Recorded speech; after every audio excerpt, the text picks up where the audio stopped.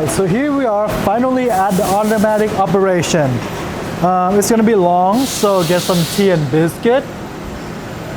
Anyway, so just a reminder, you will not, as an operator, a new operator, you will not touch a single thing up here, right? This session is just for the machinist and operator.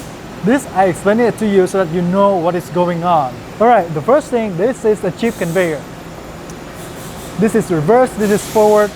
When you turn it forward, meaning the chip conveyor will start to run and the chip will start to output. Alright, this is the single block. So let's say when you first set up the machine and loading the program in, you want to make sure that every line working, you know, you don't want to moving too fast. That's why you want to turn on the single block so that each line, each block, it will go through one line by one. And if you want to restart, you have to hit cycle start.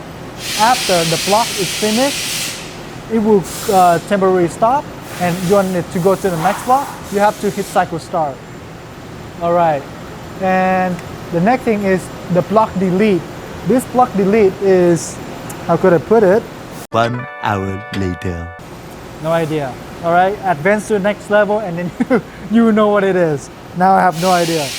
Okay, this one I know, this is MO1. It's off, meaning when it see the MO1, it will ignore that MO1 and keep going without temporary stop. But if you want the MO1 to be initiated, you're going to turn this on, meaning when it hit the MO1 code, the machine gonna stop right there. So now, yeah, it stopped. So normally you're gonna check whatever the part inside, maybe everything is good, then you can hit the cycle start again to keep the machine running. The last thing is the coolant switch. If the coolant is on, meaning it will spray coolant all the time. But if it's in auto, meaning it will only flush out the coolant when the program asks it to do so. Yeah, so that's pretty much it for the switch up here.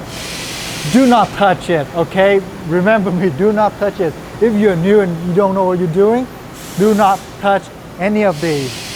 Okay, all right. And in order for the machine to run, you have to make sure your switch right here have to switch to auto and cycle start in order for it to move around in here. Okay? Good luck.